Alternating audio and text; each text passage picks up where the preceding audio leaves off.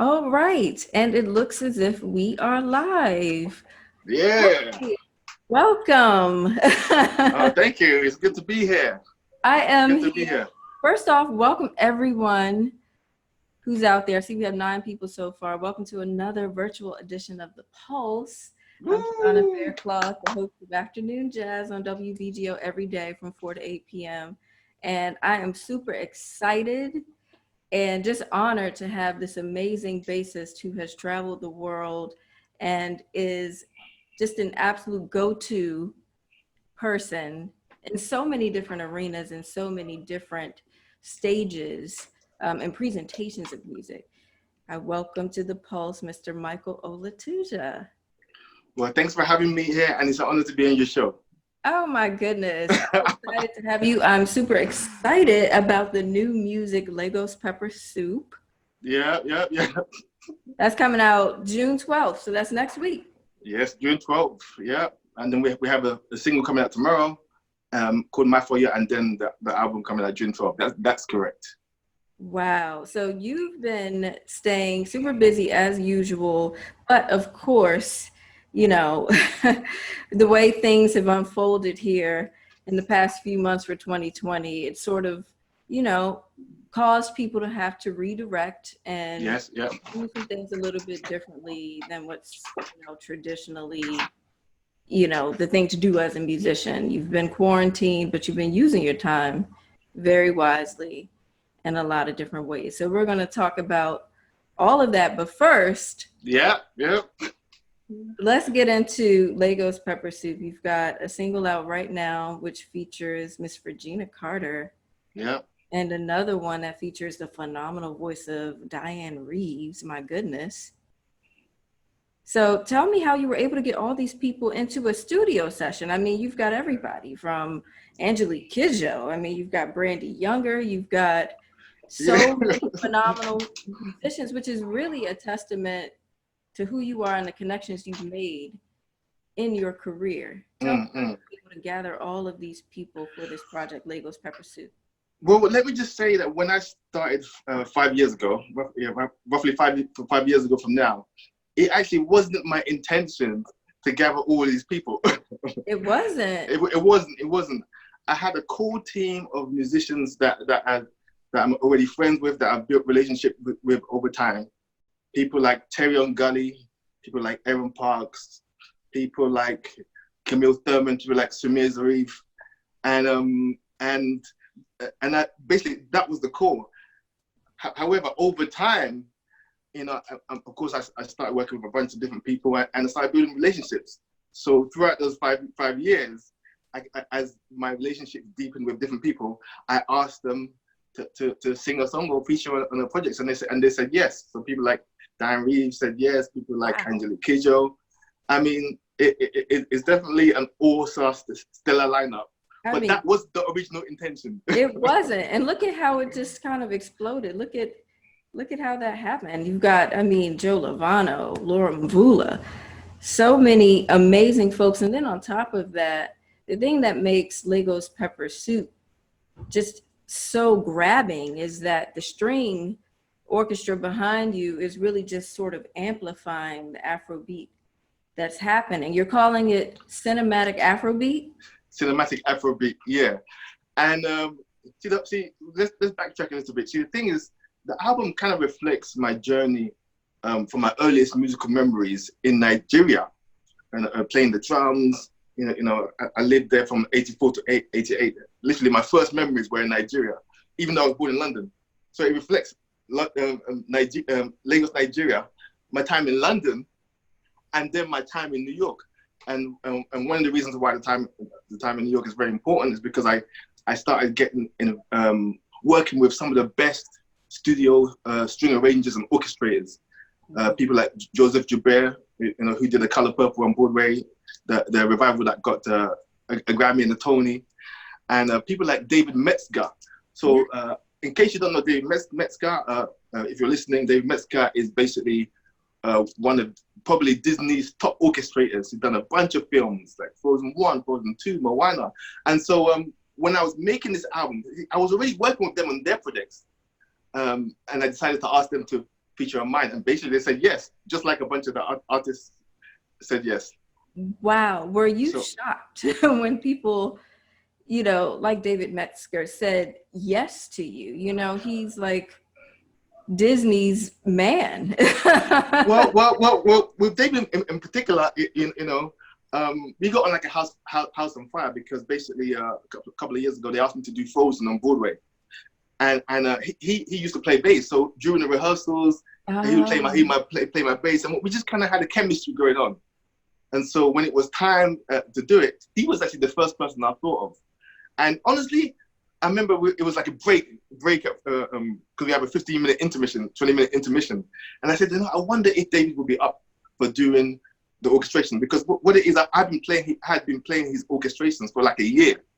Oh, you know, wow. and that orchestra, that sound was basically what I was hearing every night. And so he said yes. I mean, honestly, when I ask people to do things, of course I hope they do it.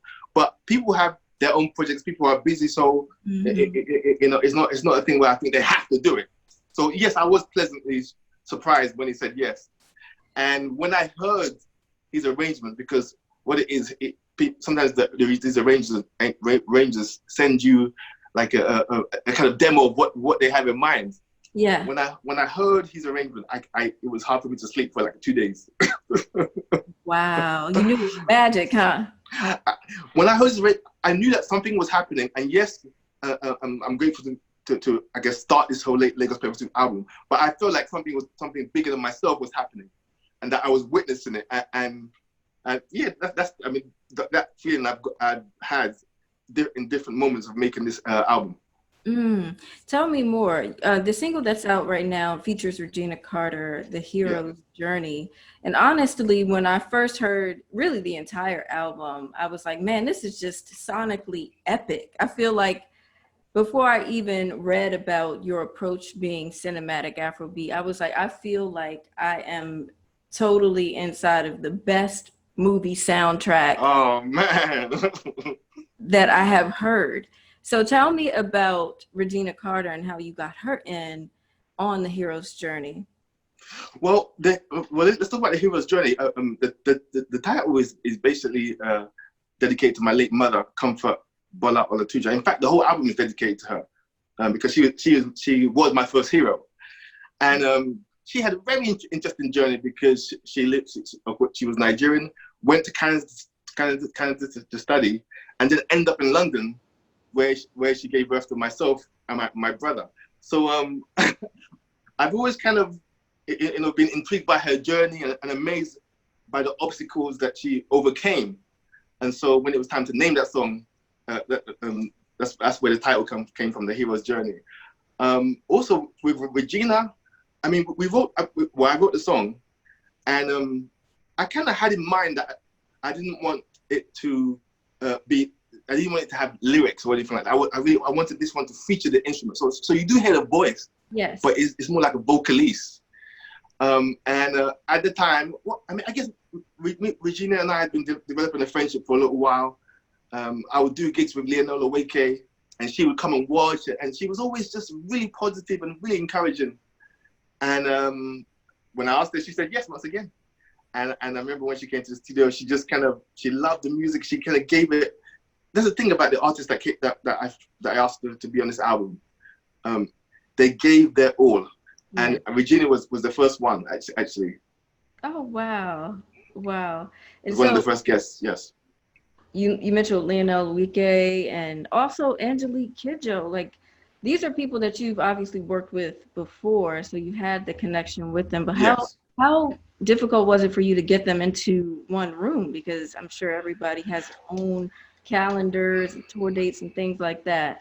So let me just start by saying that the way I decided to approach this album was more of a studio album. And when I say studio album, I mean things were done in stages. It's very produced, and it's more, and so we would in one session, maybe like 2 days we record the rhythm section, and maybe another day we would record the vocals. Oh, okay.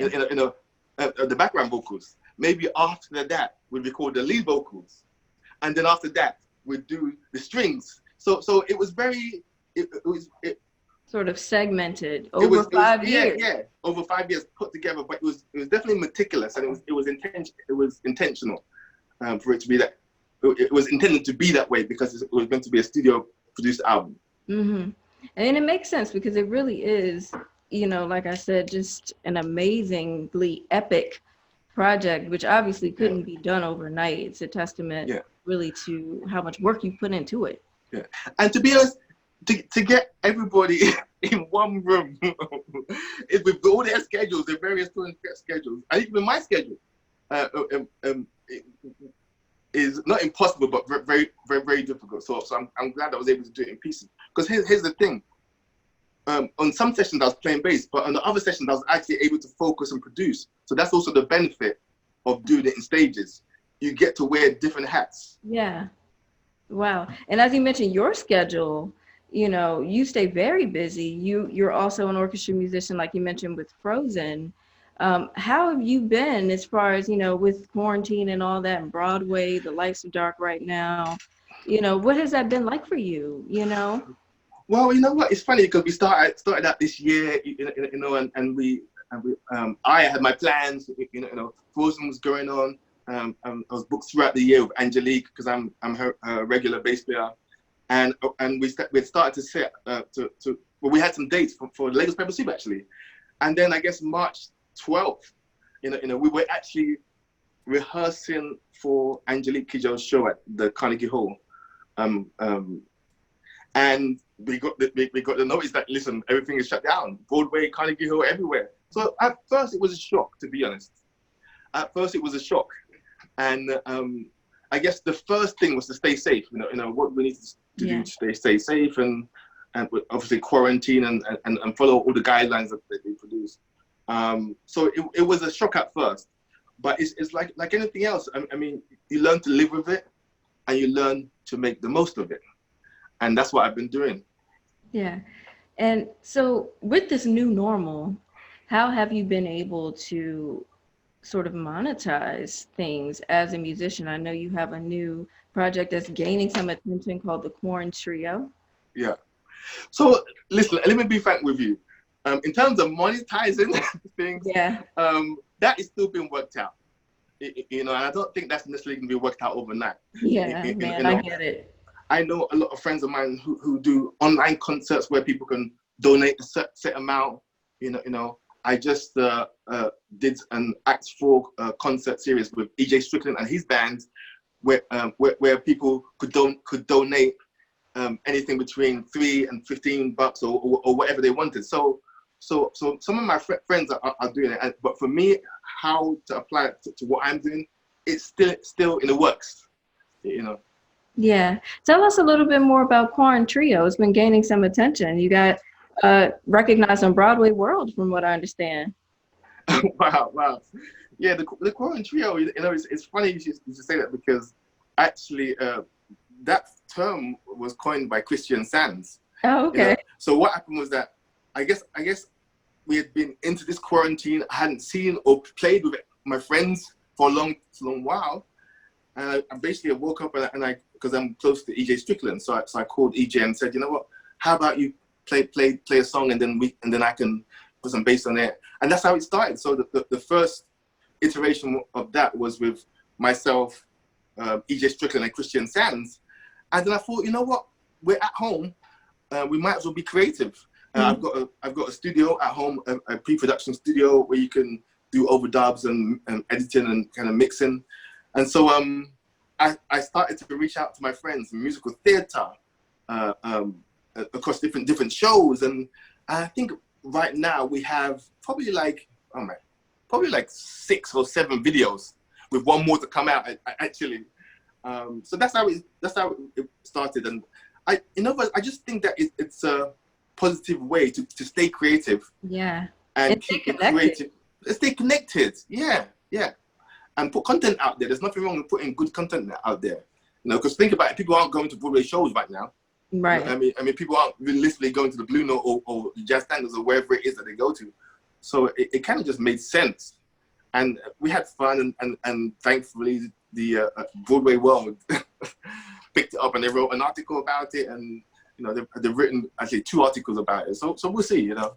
That's awesome, man. It really is because, you know, it's funny that you have to, we're all adapting to this new, Yes. but in a way, it's Yeah. something, you know, all of the things that we're doing and the innovations that we're having to come up with should really kind of stick around even after, you know, quarantine is lifted Yeah. in Yeah. a way. Because right now, of course, we have, like you mentioned or alluded to, a captive audience. So, you know, people are Yeah. thirsty for Yeah. this content, but you know, it would be great to see this continue even when, Even maybe yeah, when things return to normal, whatever that is, whatever the new normal right, is. exactly. So we talked about monetizing and how you're doing that. Let's get back into Legos Pepper Soup a little bit. It's coming out, as I mentioned, June 12th. What was your goal for this project, or did you have one in mind initially? I know you said you weren't planning on it being as big, but now that you've seen it evolve, Yeah. what is your goal now? Well, let's talk about what my goal was and what my goal is now. Because Sure. it helps me to break it down. In terms Yeah. of what my goal was, one, I wanted to create an album that reflected my journey from Lagos, London, and New York. That's one. Two, I also wanted to create an album where I play bass a bit more and really brought that to the forefront, because I've done 2 other previous albums, and in those albums I kind of had the hat on of producer and arranger. Yes, I played bass, but that necessarily wasn't the emphasis. Mm. So with this one, the second thing was I wanted to emphasize my bass playing. Thirdly, I wanted to work with my friends, my friends and my colleagues, kind of bring people together, you know, in this kind of Afrobeat cinematic world. And fourthly, that it is the very thing I just said. I wanted to kind of bridge the gap between African music, in particular Nigerian Afrobeat, with kind of the kind of cinematic Hollywood sound, and I think I achieved that, Yeah, you know, you and I'm very proud of it, and I'm very proud should of it. be. And I don't think I've heard anything like it before, and I'm sure a lot of people haven't heard uh, Afrobeat in this manner, you know, across a landscape of, you know, orchestration in this way. Do you have now plans to talk about how your plans have sort of changed? Do you have your sights set on maybe scoring a movie soundtrack at some point? Because this sounds like material for that, for real. Honestly, I wrote this album partly thinking that, okay, this could be this could be a movie soundtrack. The person that played percussion on it, his name is Magat Soul. He's an amazing percussion player. He's actually my bandmate from Angelique Kidjo's band. He played on the Black Panther. Oh, wow. You know, so all these connections are there. So in terms of moving into movies, that definitely influenced the writing and creating of this project. And in terms of the future, speaking of movies, what we wanted to bring this music to life visually. So I'm a great believer in doing what you can, Yeah. with what you have, wherever you are. Yes. So right now I'm not going to make a movie, but what I did do, and I'm proud to say, is that I made a music video. I made a music video featuring myself, some amazing Afrobeat dancers, and a great director, and also Angelique Kidjo. And that also comes out the day of the album. So Wow. yeah, it's not quite a movie, but it's also bringing the music to life visually. I love that. I love that. And there's always so many striking, beautifully colored, just beautiful colors, you know, in your presentation, which I, you know, it's just visually, it's just delicious as well And as you know what? sonically. Speaking of colors, that was the goal. I mean, I enlisted the help of two special people. The first is a guy called Ozzy Scott. He's an amazing director, and we talked about how the direction we wanted to go. And our guide was Afrofuturism. So we wanted it to be African, but we wanted it to be contemporary, and we wanted it to be looking forward. So he really helped me with that concept. And also, I enlisted the help of a great choreographer. Her name is Laurie M. Taylor. She's like a sister. She's a great friend of mine, and she helped me bring the vision to life with the dancers. Wow, that's awesome. We have so much to look forward to. It looks like we have some requests in our comments here. They want to know if you can play your bass.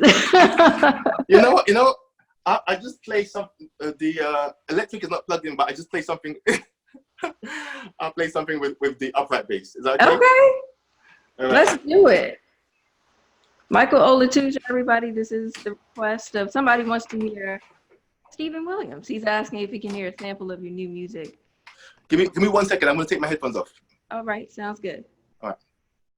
If you're just tuning in, this is another virtual edition of The Pulse featuring bassist extraordinaire Michael Olatuja. He has a brand new album, which is coming out on June 12th, called Lagos Pepper Soup. He's about to give us a little bit of a sample on his acoustic bass of that. So enjoy.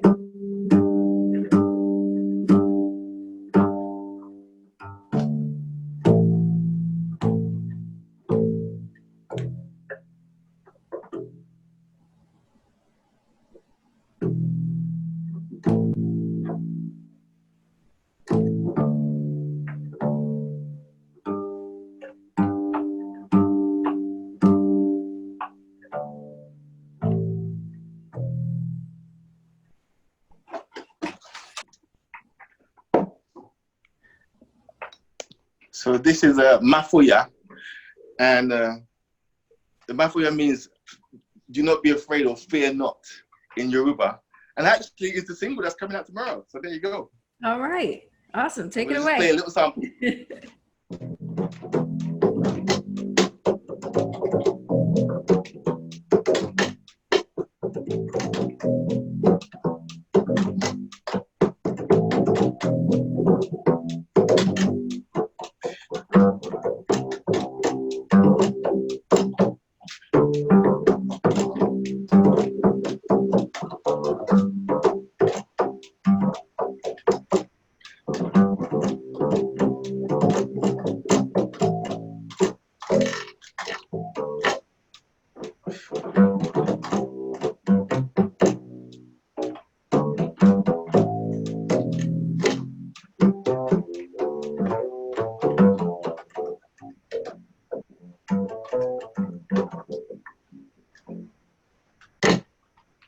Awesome. So that was just a little sample. that was awesome. Sample. But you're gonna hear the full version comes out tomorrow, and it also features Brandy Younger. All right. It sounds like it has a little bit of a bounce, kind of a danceable beat happening there. Oh yeah. It's actually in the Nigerian style called High Life. High Life, yes. Yeah. Some say it originated in Ghana, but of the next door neighbors. So it's actually the High Life. You know? You're actually highlighting a few different styles of African music on this project. Talk about how you're blending sort of different types of music. Well, speaking of Nigerian styles, I mean, I would credit that to my late mother, because growing up we would hear certain major people in those styles at home, like people like King Sunny Ade, he's famous for juju music. People like Kolinton, who's famous for, and people like Wasiu, who's famous for Fuji music. So we have that, but also I'm very much into like the whole kind of Pan-African thing. I mean, we have influences from Mali, we have influences from Senegal. I mean, there's a lot of what we call Wara. So Wara is basically 6/8. And a bunch of different African countries have their own versions. Yes. And the reason why I love the song Shoki so much is that it mixes Wara from Mali, Wara from Cameroon, Wara from Nigeria. It kind of is a different way to feel 6/8, and it kind of combines it in one song. So yes, there are many different African and especially Nigerian styles in this project. I love that. It really is like a pepper soup. It's a whole bunch of flavors and peppers and things going on in there. I love that. Let's see if we have any other questions here in our comments. Leroy Lindsay says, how do rhythms and melodies from Nigerian music blend with your composition? I think you kind of just answered that just a little, but Yeah, roughly, just a little bit. I mean, well, I guess let me take a song like let's take a song like let's take a song like Lagos Pepper Soup. So when I initially started writing the song, that was influenced by Tony Allen, because basically Tony Allen is along with Fela Kuti kind of created the whole Afrobeat style. So I already knew it was going to be in that Afrobeat direction. So that already informs the rhythmic choices. That informs the tempo. And so that's that. So the groove is going to be based around that. The percussion is going to be based around that. But then harmonically, what I would usually do is get on a keyboard and kind of what I like to do. I kind of like to mix Afrobeat with kind of R&B and soul harmony. I love it. And I guess I've been kind of working on that for, I don't know, over 10 years now. Just finding ways that I feel is authentic to mix Afrobeat with R&B and soul harmony. So we have that, and then and then you have the melody that I kind of see. Even though I don't sing, I do like I love to write for vocals. I mean, I grew up in choirs. I've been in choirs for basically most of my life. So I guess that's how I kind of put things together. Yeah, awesome. Let's see if there's anything else. Someone says they can't wait for the new album. Marco, I hope I'm saying your name right. Panasha. Oh, that's my friend. Did I say your name correctly? That's actually this bass that I just played. Oh, you did? Wow. I got it from Marco. Well, thank you, Marco. That's hilarious. John Kilroy says that was great.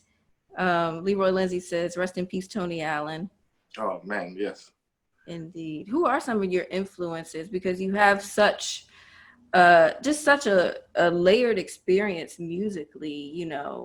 You were born in London, right? But kind of raised in your childhood in Nigeria, and then you went to New York to attend the Manhattan School of Music. There's a lot going. There's a whole melting pot within you and your sound. Yeah. So, who have been some of your key influences musically? I mean, I don't even know where to start because there have been so many, but just ones that have come to my mind. Jaco Pastorius. I mean, just hearing Jaco as a teenager, yeah, man, really, really, really changed my life. So I would transcribe a lot of his solos and really like as well as having the bass be a foundational supporting instrument. I guess following Jaco, I wanted the bass to kind of come forward as a solo instrument. So people like Jaco, Richard Bona, my teacher, he gave me lessons. He gave me lessons in London. He gave me lessons when I came. Yeah, he gave me lessons when I came to New York. He is still a big influence. And in fact, the reason why Richard Bona is special to me was because he was the first person I saw that mixed his native music from Cameroon with jazz. Mm-hmm. And he was singing his own language.